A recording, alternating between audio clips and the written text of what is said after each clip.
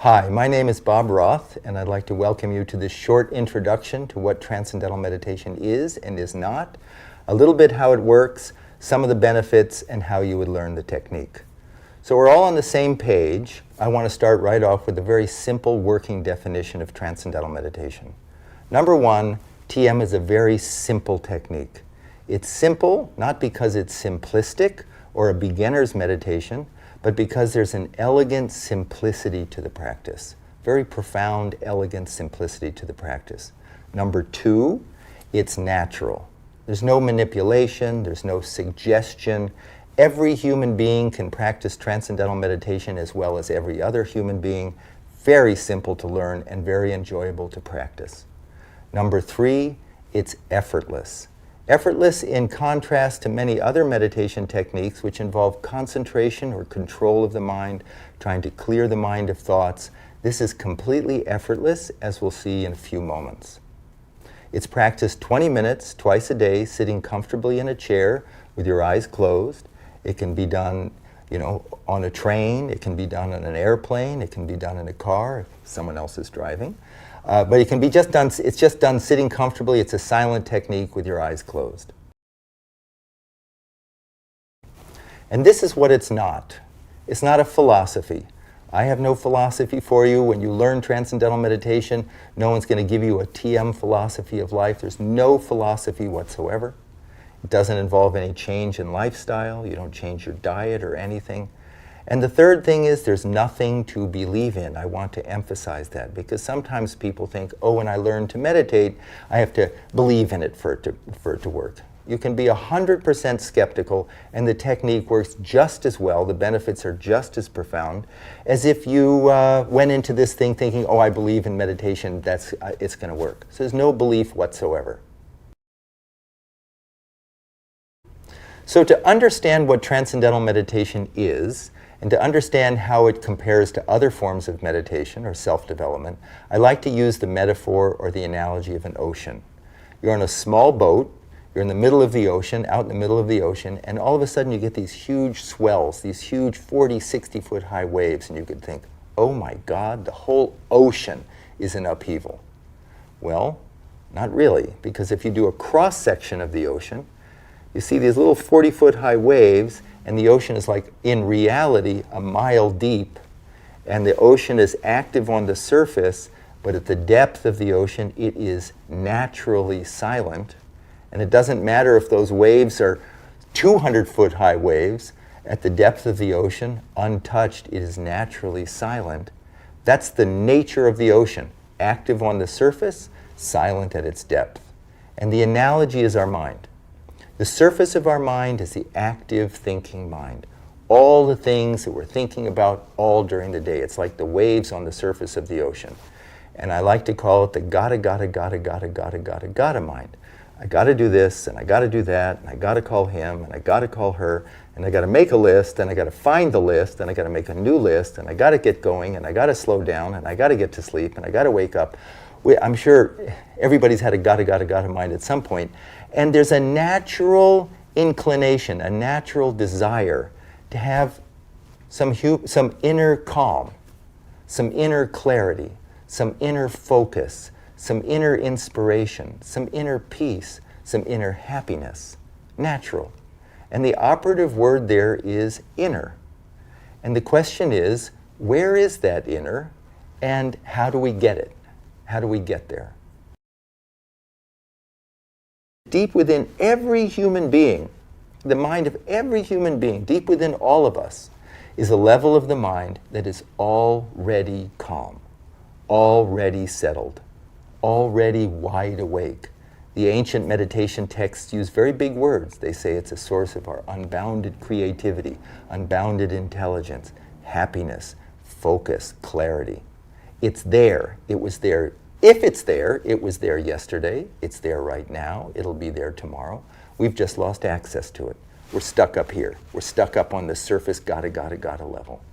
And Transcendental Meditation is a simple, natural, effortless technique that allows the active thinking mind to just, all of it, to just settle down and experience quieter levels of thought and quieter levels of thought, and then experience what has been called the source of thought, or the unified field of consciousness, or transcendent level of the mind, pure consciousness, within every human being.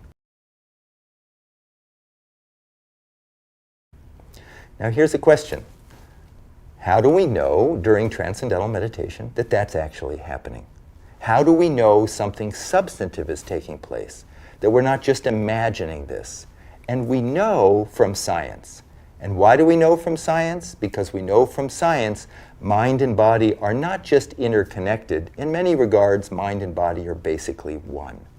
And if it's true that during transcendental meditation, your mind is just effortlessly, comfortably settling down, experience quieter and quieter levels of the mind, and then experiencing that source of thought, it must show up in a very profound and dramatic way during the meditation, and it must show up in the body. And I'm not going to go into all the details here. This is just a quick survey, but you can go to tm.org, you can, on this site, you can go to all the research that's been done. But basically what the research shows is that during transcendental meditation, your body gains a state of rest and relaxation in many regards deeper than the deepest part of deep sleep. And what that deep rest does, it allows the buildup of stress, fatigue, tension, anxiety to be dissolved, to be eliminated. When we get a state of deep rest, as I said, that allows the body to repair itself, there's a hormone, probably some of you have heard of, called cortisol. Cortisol is secreted by the adrenal glands, which sit on the kidneys, when we're anxious. So when we're anxious, the body secretes cortisol, and then when we secrete cortisol, we feel more anxious. It becomes this vicious cycle. Then we feel more anxious, more cortisol, more anxious, more cortisol. We get a good night's sleep, cortisol levels drop a bit. That's why we wake up feeling fresher in the morning. Research shows that 20 minutes of transcendental meditation, cortisol levels drop 30%. It's a significant reduction in this production of this anxiety hormone. Serotonin levels, a neurotransmitter, which is so-called the happiness neurotransmitter. There's an increase in serotonin. There's an increase in another hormone called prolactin, which is present when there's a feeling of well-being. Other research shows the results of this, the benefits of this, is a significant reduction in high blood pressure, in cholesterol, reduction in risk of heart attack, stroke, atherosclerosis, a reduction in all sorts of range of disorders like bipolar disorder, trait anxiety. In the last 40 years, there have been over 340 scientific studies published in independent peer-reviewed journals, including the American Medical Association's Journal, Archives of Internal Medicine, the American Heart Association's Journal, Stroke and Hypertension. Wide range of some of the most respected journals in the world have published research on transcendental meditation. The National Institutes of Health have provided $26 million to study the effects of transcendental meditation on stress and heart health. The Department of Defense just provided a $2.4 million grant to study the effects of transcendental meditation on post-traumatic stress on soldiers who are coming back from combat in Iraq and Afghanistan, who have come back from those war-torn areas. I think one of the really interesting areas of research is the effects of transcendental meditation on the brain. This is interesting because every experience we have impacts the brain in some way. And so research on transcendental meditation shows very clearly the effect that it has on different parts of the brain, including the amygdala, which is at the center of the brain, and that's your fear center, the frontal lobes, which is the executive functioning, and on both hemispheres of the brain, which is the so-called analytical and intuitive aspects of the brain. And what they find is, what the research shows, is that during transcendental meditation, there's a strengthening of the connections between the frontal lobe and the back of the brain. This is important because the frontal lobes govern decision-making, planning, judgment, problem-solving, sense of self, ethical reasoning. Everything good about the brain depends upon the connections between the front of the brain and the back of the brain, between all aspects of the brain. And stress rips apart, you could say, as if takes the frontal lobes offline. That's why, does a stressed person have good judgment? Does a stressed person solve problems, plan well? No, because the frontal lobe goes offline. During transcendental meditation, those connections are strengthened. During transcendental meditation, the connections between the left and right hemispheres of the brain are strengthened. All parts of the brain connect together during TM, and because of something called neuroplasticity, those connections that we have in meditation last in daily life. And that's why people report that they think more clearly, that they make better decisions, they solve problems better. Why students find that their grades go up and their test scores go up. It's not magic, it's now the brain is optimized. The whole brain is functioning in a coherent, integrated way. In fact, there's a spreading of coherent alpha brain waves from the back of the brain to the front of the brain. And alpha brain waves are indicative of a state of restful alertness. And that's what transcendental meditation produces, a state of restful alertness. Now the big question is, how do you get there?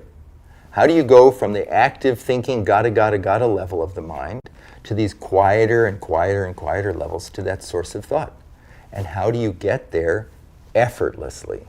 I'm just going to touch on it now, the fundamental principles, and answer some questions about how we get from that excited, active thinking level of the mind to that quieter level, to that level of our mind which is there right now. I want to emphasize that.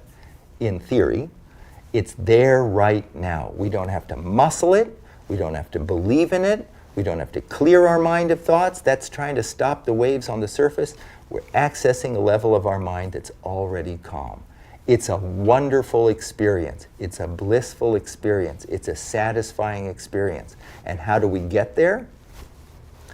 The key thing I just said is it's a satisfying experience. I'm going to give you 3 examples of daily life of why that's important, and then tie it in with transcendental meditation. You're sitting in a room and you're listening to some music, and it's dreadful music. Let's face it, it's really bad music. And in the other room, some really, really elegant, exquisite music comes on that you just love. Where's your attention go? You turn that off. I want to listen to that, right? You don't have to think it through. Your attention is drawn to that just beautiful music, wonderful music. Or you're at a dinner party and you're stuck in a corner somewhere and you're in a really boring conversation, and just a few feet away you can overhear a really interesting conversation. Where's your attention go? You're trying to pay attention, but you keep being drawn to that more fascinating conversation. Or, third example, you go on a vacation and you have 2 books. And the first book is boring, you can't read it. The second book is great, you're absorbed in it. Hours fly by.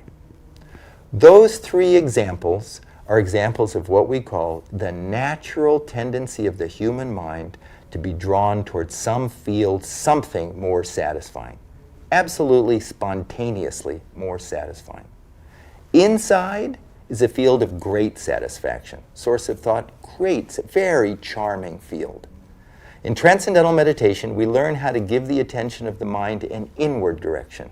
Instead of outward through our senses toward that nice music, that interesting conversation, that, is it hard to watch a great movie? No, your attention is drawn to it. So, but that all goes out through the senses. Now, like that cross-section of the ocean, we learn how to give the attention of the mind an inward direction, and automatically the attention is drawn, settled quieter and quieter and quieter levels, because quieter levels of the mind are increasingly more satisfying, more satisfying. It's like you teach a child how to dive. You say, honey, just stand like this, stand here, now get those initial conditions, bend over like that. The rest is automatic. Gravity, nature takes over.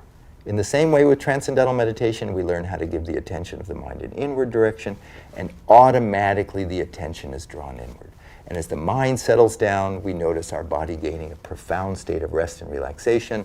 That rest and relaxation releases stress, dissolves stress, rejuvenates the body, and then we're ready to go for the next 6, 8, 10 hours of our day or evening. So for the attention of the mind to settle down effortlessly in transcendental meditation, we use a mantra. A mantra is a word or a sound that's used silently. That's number one, it has no meaning. If it had a meaning, then we're stuck on the surface. What does that mean? What does that mean? The intellect kicks in. It's also a word or a sound, used silently, that is positive. It's known to be positive, life-supporting. It's a good sound for the mind to settle down. It's a sound, a mantra has been used for thousands and thousands of years for just this purpose. Transcendental meditation is always taught one-to-one by a trained, certified teacher of TM. I need to emphasize that. This isn't transcendental meditation is not a mass meditation. It's not something you learn out of a book, not something you get from a tape. The technique is taught over 4 consecutive days of about an hour to an hour and a half a day over 4 consecutive days. And the first day, always one-to-one with a trained teacher of transcendental meditation, certified teacher. And at that time, what you learn from your teacher is you're given a sound, the proper mantra, proper vehicle for you to settle down, and you're taught how to use it properly. Both things are absolutely essential. This meditation dates back thousands and thousands and thousands and thousands of years. It predates all the isms. It's not a religion. It's not a philosophy. It's a universal human being practice. And from that tradition of transcendental meditation, called the Vedic tradition of teachers, it has been passed on from teacher to student, teacher to student, teacher to student, always in an oral tradition over thousands of years. And the most recent great meditation teacher was Maharishi Mahesh Yogi. And Maharishi proceeded to teach and oversee the teaching of thousands and thousands of teachers of transcendental meditation who know how to select the proper mantra, the proper sound for an individual, and how to teach them to use it properly. Without both, you basically are stuck. With both, then we know how to effortlessly settle down and experience quieter levels of thought, completely rejuvenate mind and body for a much healthier, more satisfying life. How does this differ from other forms of meditation? And for this, we look back to scientific research. Because as I said, research shows that every experience changes the brain. And basically, we know from science that there are 3 different major types of meditation. The first type of meditation is called focused attention. And focused attention is something like Zazen meditation or Vipassana meditation, any meditation that involves some concentration or control of the mind, trying to clear your mind of thought, trying to concentrate on your breath. It's like trying to stop the waves from moving. It's trying to stop the wave on the surface. So it's a focus, it's a concentration. The second type of meditation is called open monitoring. And that's a mindfulness form of meditation. And that's really how to emotionally disengage and just observe and be present and mindful of your environment or mindful of your thoughts. And that would just be like observing the rise and fall of the waves on the surface of your mind. Transcendental meditation does not involve any concentration, and it's not just an observational tool. It's an actual technique called automatic self-transcending, which allows the active thinking mind to experience quieter and quieter levels of thought, and then transcend thought and experience the self, experience our own unbounded nature. Many people ask if you have to sit in a particular posture when you practice transcendental meditation. Do you have to sit up straight with your back erect, with no back support? Do you have to sit with your legs crossed? The beautiful thing about transcendental meditation is we just sit comfortably. In a chair, we can sit up in bed, sit however we want, sitting up comfortably with the eyes closed. No particular posture is needed. And it looks just like this from the outside. So when you practice TM, you just sit comfortably. I'm a very skeptical person by nature, and when I heard about transcendental meditation, when I attended an introductory lecture 45 years ago, at the end of the talk, I asked the teacher, how much of this do I have to believe in for it to work? Because I don't want to have to believe in anything. And the teacher told me that I could be 100% skeptical and the technique would work just fine. Now, she didn't have a cell phone, but she did have a pen, and she said, you don't have to believe in gravity. As a matter of fact, you can think Newton's laws of gravity is a complete joke. But if you drop, in this case, a cell phone, the phone falls. In the same way, we don't have to believe in anything to practice transcendental meditation and to gain the benefits. And that's because we are hardwired for the experience. It is a mechanism, it's who we are. Transcendental meditation is just a simple, natural, effortless technique to give access to that calm, silent level of the mind that is always there, but is overshadowed because of the constant noise, crazy of the day. So there's no change in lifestyle, there's nothing to believe in, there's no philosophy. It's just a simple, natural, effortless technique that once learned, you carry with you for the rest of your life.